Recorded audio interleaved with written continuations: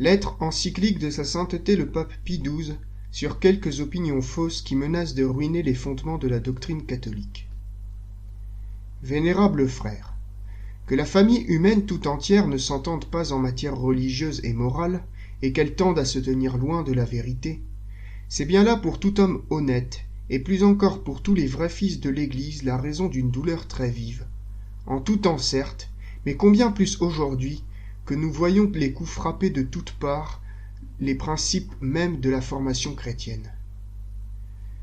On ne peut s'étonner, il est vrai, que mésentente en ces domaines et éloignement de la vérité ait toujours sévi en dehors du bercail du Christ. En effet, si, en principe du moins, la raison humaine est, par sa propre force et à sa seule lumière naturelle, apte à parvenir à la connaissance vraie et certaine d'un Dieu unique et personnel, qui par sa providence protège et gouverne le monde, et à l'intuition aussi de la loi naturelle inscrite par Dieu en nos âmes, nombreux, pourtant, sont les obstacles qui empêchent cette même raison d'user de sa force native efficacement et avec fruit. Et de fait, les vérités qui concernent Dieu et qui ont rapport aux relations qui existent entre Dieu et les hommes ne transcendent-elles pas absolument l'ordre du sensible? Et, passées dans le domaine de la vie pratique, qu'elles doivent informer ne commandent-elles pas le don de soi et l'abnégation? Or, l'intelligence humaine, dans la recherche de si hautes vérités, souffre d'une grave difficulté en raison d'abord de l'impulsion des sens et de l'imagination, et en raison aussi des passions vicieuses nées du péché originel. Voilà comment les hommes en sont venus à se pénétrer si facilement eux-mêmes de ce principe que, dans ce domaine, est faux, ou pour le moins douteux tout ce qu'ils ne veulent pas être vrai. C'est pourquoi il faut tenir que la révélation divine est moralement nécessaire pour tout ce qui n'est pas, de soi, inaccessible à la raison en matière de foi et de mœurs, puisse être, dans l'état actuel du genre humain, connu de tous promptement, avec une certitude ferme et sans mélange d'erreurs. Bien plus, l'esprit humain peut éprouver parfois des difficultés à formuler un simple jugement certain de crédibilité au sujet de la foi catholique, encore que Dieu ait disposé un grand nombre de signes extérieurs éclatants qui nous permettent de prouver, de façon certaine, l'origine divine de la religion chrétienne avec les seules lumières naturelles de notre raison. En effet, que le mènent les préjugés ou que l'excitent les passions et la volonté mauvaise, l'homme peut opposer un refus et résister autant à l'évidence irrécusable des signes extérieurs qu'aux célestes lumières que Dieu verse en nos âmes. Quiconque observe attentivement ceux qui sont hors du bercail du Christ découvre sans peine les principales voies sur lesquelles se sont engagés un grand nombre de savants. En effet, c'est bien eux qui prétendent que le système dit de l'évolution s'applique à l'origine de toutes les choses. Or, les preuves de ce système ne sont pas irréfutables, même dans le champ limité des sciences naturelles. Ils l'admettent pourtant sans prudence aucune, sans discernement, et on les entend qui professent, avec complaisance et non sans audace, le postulat moniste et panthéiste d'un unique tout fatalement soumis à l'évolution continue. Or, très précisément, c'est de ce postulat que se servent les partisans du communisme pour faire triompher et propager leur matérialisme dialectique dans le but d'arracher des âmes toute idée de Dieu. La fiction de cette fameuse évolution, faisant rejeter tout ce qui est absolu, constant et immuable, a ouvert la voie à une philosophie nouvelle aberrante qui, dépassant l'idéalisme, l'immanentisme et le pragmatisme, s'est nommée existentialisme parce que, négligeant les essences immuables des choses, elle n'a souci que de l'existence de chacun. À cela s'ajoute un faux historicisme qui, ne s'attachant qu'aux événements de la vie humaine, renverse les fondements de toute vérité et de toute loi absolue dans le domaine de la philosophie, et plus encore dans celui des dogmes chrétiens. En présence d'une telle confusion d'opinions, nous pourrions être sans doute un peu consolés de voir ceux qui étaient nourris jadis des principes du rationalisme désirer revenir aujourd'hui aux sources de la vérité divinement révélée, reconnaître et professer que la parole de Dieu, conservée dans la Sainte Écriture, est bien le fondement de nos sciences sacrées. Mais comment ne pas être affligé de voir un grand nombre d'entre eux faire d'autant plus fi de la raison humaine qu'ils adhèrent plus fermement à la parole de Dieu, et repousser d'autant plus vivement le magistère ecclésiastique qu'ils exaltent plus volontiers l'autorité de Dieu révélant. Ils oublient, ce faisant, que ce magistère est institué par le Christ notre Seigneur pour garder et interpréter le dépôt divin révélé. Toutes prétentions qui sont non seulement en contradiction flagrante avec la Sainte Écriture, mais démontrées fausses encore par l'expérience de tous. En effet, ceux qui sont séparés de la véritable Église se plaignent souvent, et publiquement, de leur désaccord en matière dogmatique au point d'avouer, comme malgré eux, la nécessité d'un magistère vivant. Par ailleurs, les théologiens et les philosophes catholiques, auxquels incombe la lourde charge de défendre la vérité divine et humaine et d'inculquer à toutes les âmes, n'ont pas le droit d'ignorer ni de négliger les systèmes qui s'écartent plus ou moins de la voie droite. Bien plus, il leur faut les connaître à fond, d'abord parce qu'on ne peut guérir que les maux que l'on connaît bien, puis parce que dans les systèmes erronés peut se cacher quelque lueur de vérité, et parce qu'enfin ces erreurs poussent l'esprit à scruter avec plus de soin et à apprécier mieux telle ou telle vérité philosophique et théologique. Ah, si nos philosophes et nos théologiens s'étaient efforcés de tirer de l'examen prudent de ces systèmes l'avantage que nous disons, il n'y aurait, pour le magistère de l'Église, aucune raison d'intervenir. Toutefois, même si nous tenons pour certain que les docteurs catholiques se sont gardés en général de ces erreurs, il n'est pas moins certain qu'il en est aujourd'hui, tout comme au temps apostolique, pour s'attacher, plus qu'il convient, aux nouveautés dans la crainte de passer pour ignorants de tout ce qui charrie un siècle de progrès scientifique.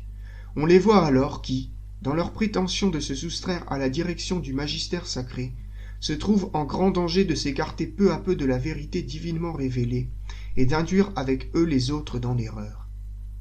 Il y a plus. Nous observons un autre danger qui est, lui, d'autant plus grave qu'il est plus caché sous les voiles de la vertu. De fait, parmi ceux qui déplorent la mésentente entre les hommes et la confusion des esprits, il en est plusieurs qui se montrent très remués par un zèle imprudent des âmes. Dans leur ardeur, ils brûlent d'un désir pressant d'abattre les enceintes qui séparent d'honnêtes gens. On les voit adopter alors un irénisme tel que, laissant de côté tout ce qui divise, ils ne se contentent pas d'envisager l'attaque contre un athéisme envahissant par l'union de toutes les forces, mais ils vont jusqu'à envisager une conciliation des contraires, seraient-ils même des dogmes. Et de même que certains jadis avaient déjà demandé si l'apologétique traditionnelle de l'Église ne constituait pas un obstacle plutôt qu'un secours pour gagner les âmes au Christ, aujourd'hui il en est encore qui ne craignent pas de soulever, avec sérieux, la question de savoir si la théologie et sa méthode, telles qu'elles sont enseignées dans nos écoles avec l'approbation de l'autorité ecclésiastique, ne doivent pas être non seulement perfectionnées, mais en tout point réformées. Ils pensent qu'ainsi le règne du Christ serait plus efficacement propagé dans toutes les parties du monde parmi les hommes de toute culture et de toute opinion religieuse. Et si cela ne prétendait qu'à accommoder aux conditions et aux nécessités de notre temps la science ecclésiastique et sa méthode en nous offrant un plan nouveau, il n'y aurait pour ainsi dire pas de raison de nous alarmer. Mais emportés par un irénisme imprudent, quelques-uns semblent prendre pour des obstacles à la restauration de l'unité fraternelle tout ce qui s'appuie sur les lois et les principes mêmes que donna le Christ et sur les institutions qu'il a établies. Sur tout ce qui se dresse, en somme, comme autant de défense et de soutien pour l'intégrité de la foi,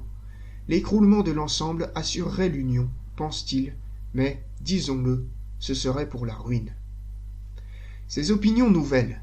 qu'elles s'inspirent d'un désir condamnable de nouveauté, ou de quelques raisons fort louables, ne sont pas exposées toujours avec la même hâte, la même précision et dans les mêmes termes.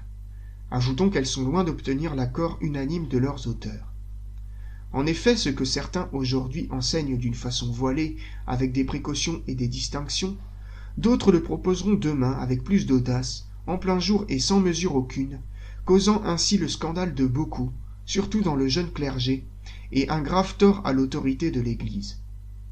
Si l'on montre plus de prudence en s'exprimant dans les ouvrages édités, on est plus libre en privé, dans les dissertations qu'on se communique, dans les conférences et les assemblées. Et ces opinions ne sont pas seulement divulguées parmi le clergé séculier et régulier, dans les séminaires et les instituts religieux, mais aussi parmi les laïcs et principalement parmi ceux qui se consacrent à l'instruction de la jeunesse. En ce qui concerne la théologie, Le propos de certains est d'affaiblir le plus possible la signification des dogmes et de libérer le dogme de la formulation en usage dans l'Église depuis si longtemps et des notions philosophiques en vigueur chez les docteurs catholiques, pour faire retour, dans l'exposition de la doctrine catholique, à la façon de s'exprimer de la Sainte Écriture et des pères. Ils nourrissent l'espoir que le dogme, ainsi débarrassé de ces éléments qu'ils nous disent extrinsèques à la révélation, pourra être comparé, avec fruit, aux opinions dogmatiques de ceux qui sont séparés de l'unité de l'Église. On parviendrait alors à assimiler au dogme catholique tout ce qui plaît aux dissidents. Bien plus, lorsque la doctrine catholique aura été réduite à un pareil état, la voie sera ouverte, pense-t-il, pour donner satisfaction aux besoins du jour en exprimant le dogme au moyen des notions de la philosophie moderne, de l'immanentisme, par exemple, de l'idéalisme, de l'existentialisme ou de tout autre système à venir. Que cela puisse et doive même être fait ainsi, de plus audacieux l'affirment pour la bonne raison, disent-ils, que les mystères de la foi ne peuvent pas être signifiés par des notions adéquatement vraies, mais par des notions, selon eux, approximatives et toujours changeables, par lesquelles la vérité est indiquée sans doute jusqu'à un certain point, mais fatalement déformée. C'est pourquoi ils ne croient pas absurde, mais absolument nécessaire, que la théologie qui a utilisé au cours des siècles différentes philosophies comme ses instruments propres substitue aux notions anciennes des notions nouvelles, de telle sorte que, sous des modes divers et souvent opposés, et pourtant présentés par eux comme équivalents, elles nous expriment les vérités divines sous le mode qui sied à des êtres humains. Ils ajoutent que l'histoire des dogmes consiste à exprimer les formes variées qu'a revêtues la vérité successivement selon les diverses doctrines et selon les systèmes qui ont vu le jour tout au long des siècles. Or, il ressort, avec évidence, de ce que nous avons dit, que tant d'efforts non seulement conduisent à ce qu'on appelle le relativisme dogmatique, mais le comportent déjà en fait. Le mépris de la doctrine communément enseignée et le mépris des termes par lesquels on le signifie le favorisent déjà trop. Certes, il n'est personne qui ne sache que les mots qui expriment ces notions, tels qu'ils sont employés dans nos écoles et par le magistère de l'Église, peuvent toujours être améliorés et perfectionnés. On sait d'ailleurs que l'Église n'a pas eu recours toujours aux mêmes termes. Et puis, il va de soi que l'Église ne peut se lier à n'importe quel système philosophique dont la vie est de courte durée. Ce que les docteurs catholiques, en parfait accord, ont composé au cours des siècles pour parvenir à une certaine intelligence du dogme, ne s'appuie assurément pas sur un fondement aussi caduc. En effet, il n'est pas d'autre appui que les principes et les notions tirées de l'expérience des choses créées, et dans la déduction de ces connaissances, la vérité révélée a, comme une étoile, brillé sur l'intelligence des hommes grâce au ministère de l'Église. On ne s'étonne donc pas que les conciles œcuméniques aient employé et aussi sanctionné certaines de ces notions, aussi, s'en écarter n'est point permis. Voilà pourquoi négliger, rejeter ou priver de leur valeur tant de biens précieux qui, au cours d'un travail plusieurs fois séculaire des hommes d'un génie et d'une sainteté peu commune, sous la garde du magistère sacré et la conduite lumineuse de l'Esprit Saint, ont conçu, exprimé et perfectionné en vue d'une présentation de plus en plus exacte des vérités de la foi, et leur substituer des notions conjecturales et les expressions flottantes et vagues d'une philosophie nouvelle appelée à une existence éphémère, comme la fleur des champs, ce n'est pas seulement pécher par imprudence grave, mais c'est faire du dogme lui-même quelque chose comme un roseau agité par le vent. Le mépris des mots et des notions dont ont coutume de se servir les théologiens scolastiques conduit très vite à énerver la théologie qu'ils appellent spéculative et tiennent pour dénuée de toute véritable certitude, sous prétexte qu'elle s'appuie sur la raison théologique. De fait, ô douleur, les amateurs de nouveautés passent tout naturellement du dédain pour la théologie scolastique au manque d'égard, voire au mépris pour le magistère de l'Église lui-même qui si fortement approuve, de toute son autorité, cette théologie. Ne présente-t-il pas ce magistère comme une entrave au progrès, un obstacle pour la science ? Certains non-catholiques y voient déjà un injuste frein qui empêche quelques théologiens plus cultivés de rénover leur science. Et alors que ce magistère, en matière de foi et de mœurs, doit être pour tout théologien la règle prochaine et universelle de vérité, puisque le Seigneur Christ lui a confié le dépôt de la foi, les saintes écritures et la divine tradition pour le conserver, le défendre et l'interpréter. Cependant, le devoir qu'ont les fidèles d'éviter aussi les erreurs plus ou moins proches de l'hérésie et pour cela de conserver les constitutions et les décrets par lesquels le Saint-Siège proscrit et interdit ces opinions qui faussent les esprits, et parfois aussi ignorer d'eux que s'ils n'existaient pas. Ce qu'exposent les encycliques des pontifes romains sur le caractère et la constitution de l'Église est, de façon habituelle et délibérée, négligé par certains dans le but très précis de faire prévaloir une notion vague qu'ils nous disent puiser chez les anciens pères et surtout chez les Grecs. À les entendre, les pontifes, en effet, n'auraient jamais dessein de se prononcer sur les questions débattues entre théologiens. Aussi le devoir s'impose à tous de revenir aux sources primitives et aussi d'expliquer les constitutions et décrets plus récents du magistère selon les textes des anciens. Tout cela semble dit de façon très habile, mais tout cela est faux en réalité. Car s'il est exact que, en général, les pontifes laissent la liberté aux théologiens dans les matières où les docteurs du meilleur renom professent des opinions différentes, l'histoire pourtant nous apprend que bien des choses laissées d'abord à la libre discussion ne peuvent plus dans la suite souffrir aucune discussion. Et l'on ne doit pas penser que ce qui est proposé dans les lettres encycliques n'exige pas de soi l'assentiment, sous le prétexte que les papes n'y exerceraient pas le pouvoir suprême de leur magistère. C'est bien, en effet, du magistère ordinaire que relève cet enseignement, et pour ce magistère vaut aussi la parole « Qui vous écoute m'écoute ». Et le plus souvent ce qui est proposé et imposé dans les encycliques appartient depuis longtemps d'ailleurs à la doctrine catholique. Que si dans leurs actes, les souverains pontifes portent à dessein un jugement sur une question jusqu'alors disputée, il apparaît donc à tous que, conformément à l'esprit et à la volonté de ces mêmes pontifes, cette question ne peut plus être tenue pour une question libre entre théologiens. Il est vrai encore que les théologiens doivent toujours remonter aux sources de la révélation divine, car leur appartient de montrer de quelle manière ce qui est enseigné par le magistère vivant est explicitement ou implicitement trouvé dans la Sainte Écriture et la divine tradition. Ajoutons que ces deux sources de la doctrine révélée contiennent tant de trésors et des trésors si précieux de vérité qu'il est impossible de les épuiser jamais. C'est bien la raison pour laquelle nos sciences sacrées trouvent toujours une nouvelle jeunesse dans l'étude des sources sacrées, tandis que toute spéculation qui néglige de pousser plus avant l'examen du dépôt sacré ne peut être que stérile. L'expérience est là, qui le prouve. Mais on ne peut pas, pour cette raison, équiparer la théologie, même celle qu'on dit positive, à une science purement historique. Car Dieu a donné à son Église, en même temps que les sources sacrées, un magistère vivant pour éclairer et pour dégager ce qui n'est contenu qu'obscurément et comme implicitement dans le dépôt de la foi. Et ce dépôt, ce n'est ni à chaque fidèle, ni même aux théologiens que le Christ l'a confié pour en assurer l'interprétation authentique, mais au seul magistère de l'Église.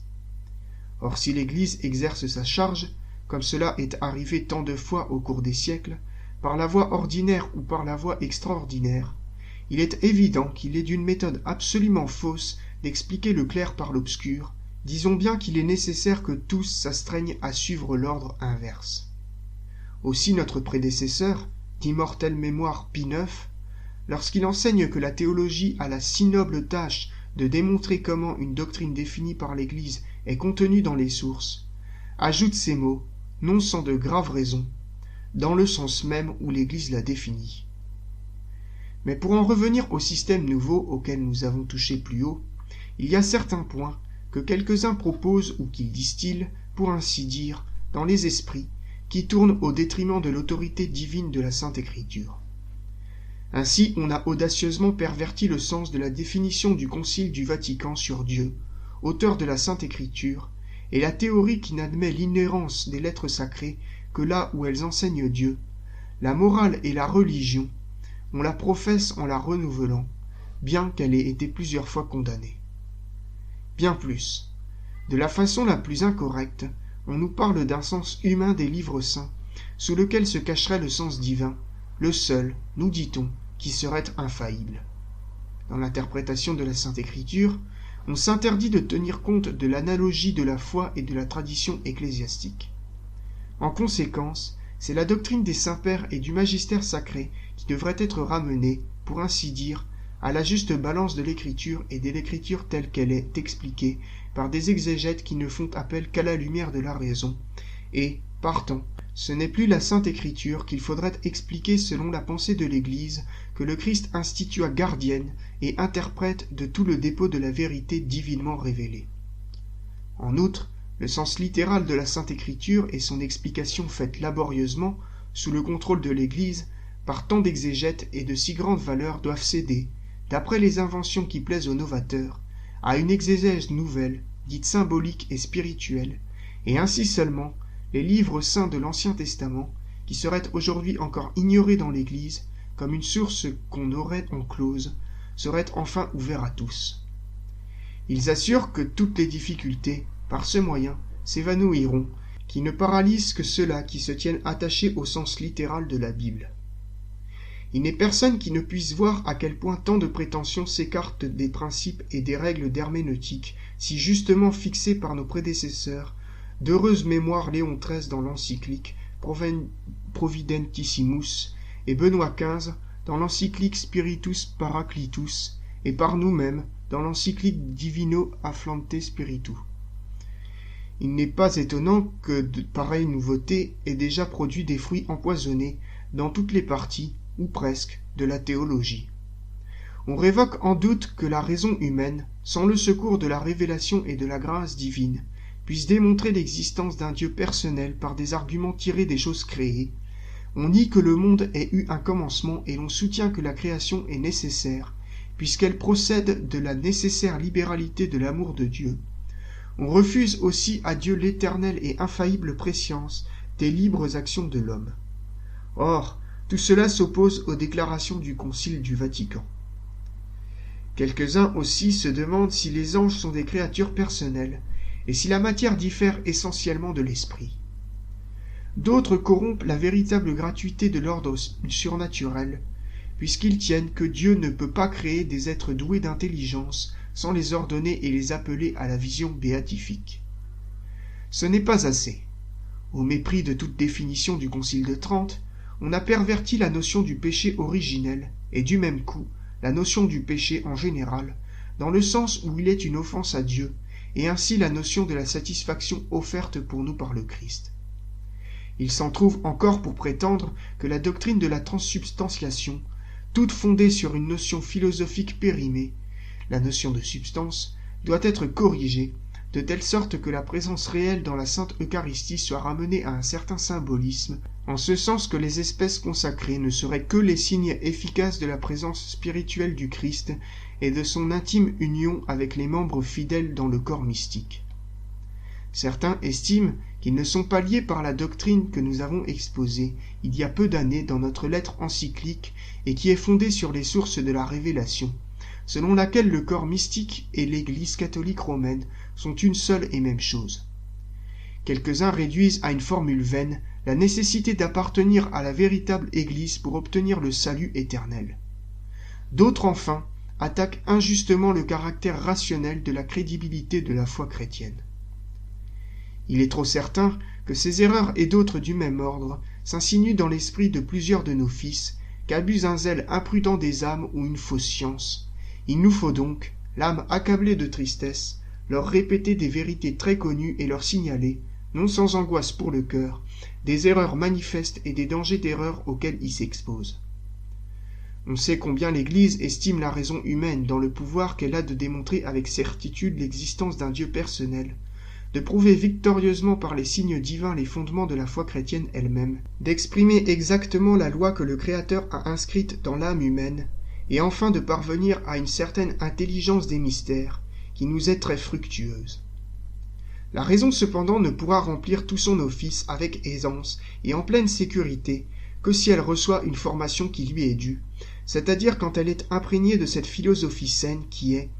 pour nous, un vrai patrimoine transmis par les siècles du passé chrétien et qui jouit encore d'une autorité d'un ordre supérieur, puisque le magistère de l'Église a soumis à la balance de la révélation divine, pour les apprécier, ces principes et ces thèses essentielles qu'avaient peu à peu mis en lumière et définis des hommes de génie. Cette philosophie reconnue et reçue dans l'Église défend, seule, authentique et juste valeur de la connaissance humaine, les principes inébranlables de la métaphysique, à savoir de raison suffisante, de causalité et de finalité la poursuite enfin, effective, de toute vérité certaine et immuable. Dans cette philosophie, sans doute sont traités des parties qui, ni directement ni indirectement, ne touchent à la foi et aux mœurs. Aussi l'Église les laisse-t-elle à la libre discussion des philosophes. Mais pour beaucoup d'autres, surtout dans le domaine des principes et des thèses essentielles que nous avons rappelées plus haut, de liberté de discussion il n'y a point. Mais dans ces questions essentielles, il est permis de donner à la philosophie un vêtement plus juste et plus riche, de la renforcer de développements plus efficaces, de la débarrasser de quelques procédés scolaires insuffisamment adaptés,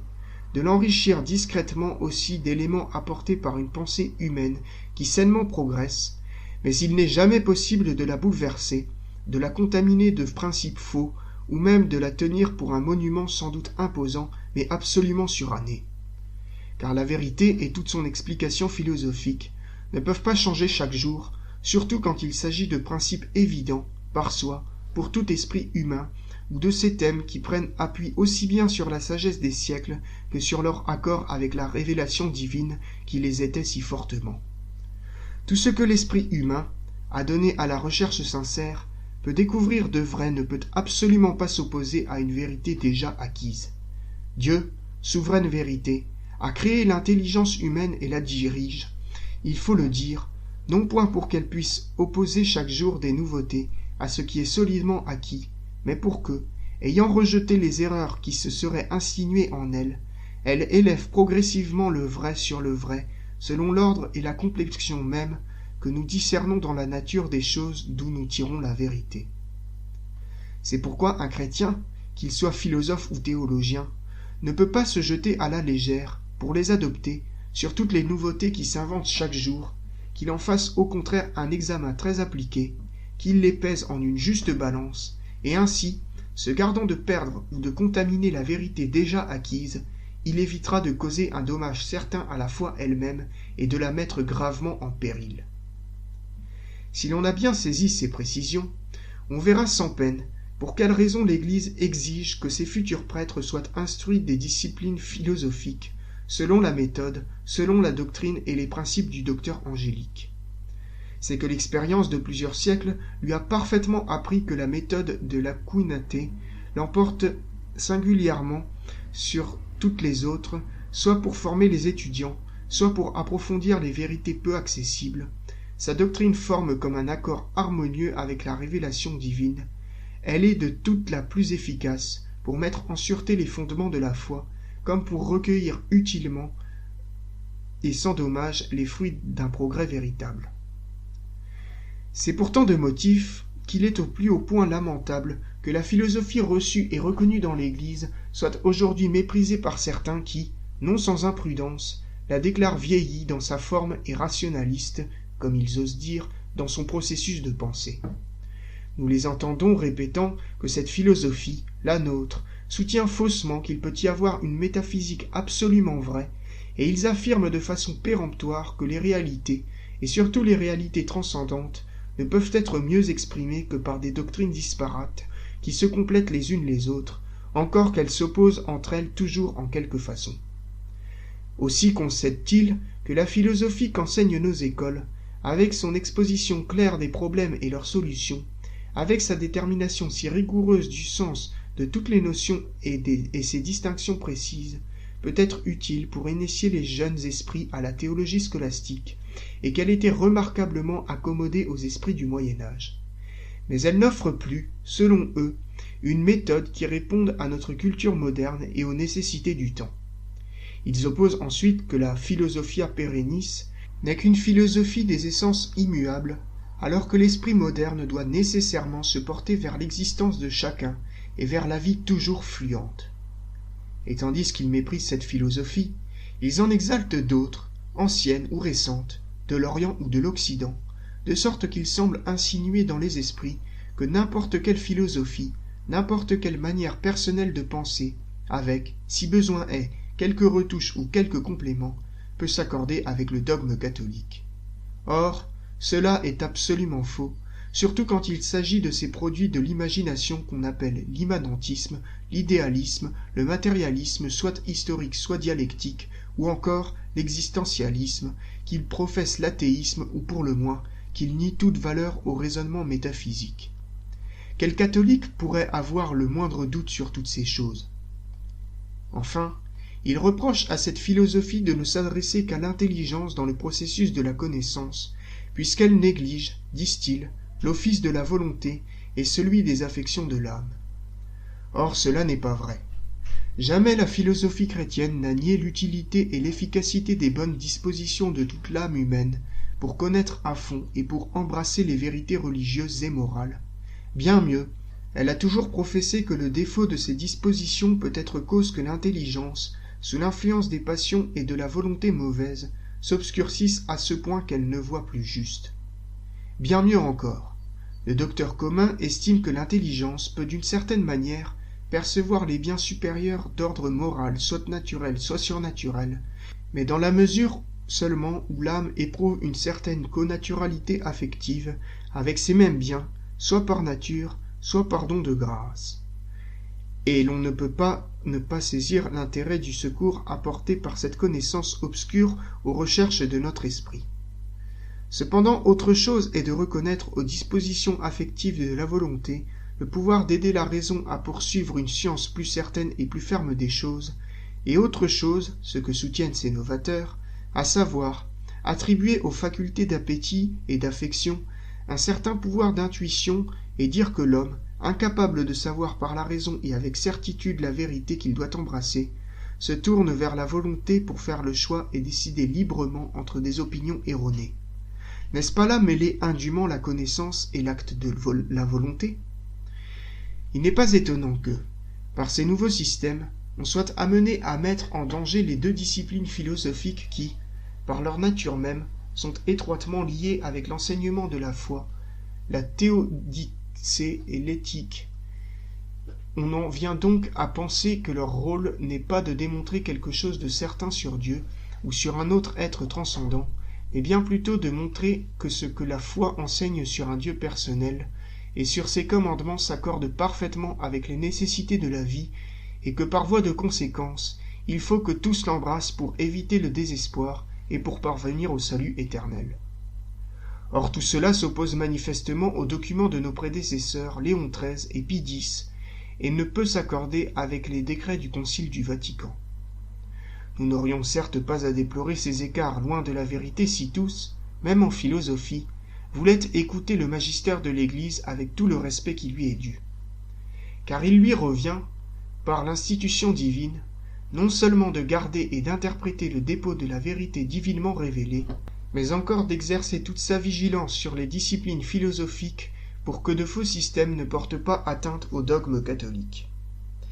Il nous reste à dire un mot des sciences qu'on dit positives, mais qui sont plus ou moins connexes avec les vérités de la foi chrétienne. Nombreux sont ceux qui demandent avec instance que la religion catholique tienne le plus grand compte de ces disciplines. Et cela est assurément louable, lorsqu'il s'agit de faire réellement démontrer. Mais cela ne doit être accepté qu'avec précaution, dès qu'il s'agit bien plutôt d'hypothèses qui, même si elles trouvent quelque appui dans la science humaine, touchent à la doctrine contenue dans la Sainte Écriture et la tradition. Dans le cas où de telles vues conjecturales s'opposeraient directement ou indirectement à la doctrine révélée par Dieu, une requête de ce genre ne pourrait absolument pas être admise. C'est pourquoi le magistère de l'Église n'interdit pas que la doctrine de l'évolution, dans la mesure où elle recherche l'origine du corps humain à partir d'une matière déjà existante et vivante, car la foi catholique nous ordonne de maintenir la création immédiate des âmes de Dieu, soit l'objet, dans l'état actuel des sciences, et de la théologie d'enquête et de débat entre les savants de l'un et de l'autre parti. Il faut pourtant que les raisons de chaque opinion, celles des partisans comme celles des adversaires, soient pesées et jugées avec le sérieux, la modération et la retenue qui s'imposent, à cette condition que tous soient prêts à se soumettre au jugement de l'Église, à qui le mandat a été confié par le Christ d'interpréter avec autorité les saintes Écritures et de protéger les dogmes de la foi. Cette liberté de discussion, certains cependant la violent trop témérairement. Ne se comporte-t-il pas comme si l'origine du corps humain à partir d'une matière déjà existante et vivante était à cette heure absolument certaine et pleinement démontrée par les indices jusqu'ici découverts et par ce que le raisonnement en a déduit,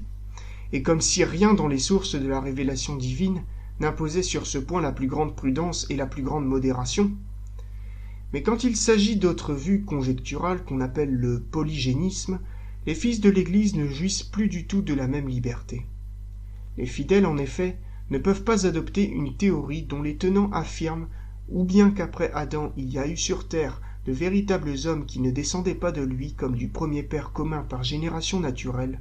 ou bien qu'Adam désigne tout l'ensemble des innombrables premiers pères. En effet, on ne voit absolument pas comment pareille affirmation peut s'accorder avec ce que les sources de la vérité révélée et les actes du magistère de l'Église enseignent sur le péché originel, lequel procède d'un péché réellement commis par une seule personne, Adam, et, transmis à tous par génération, se trouve en chacun comme sien.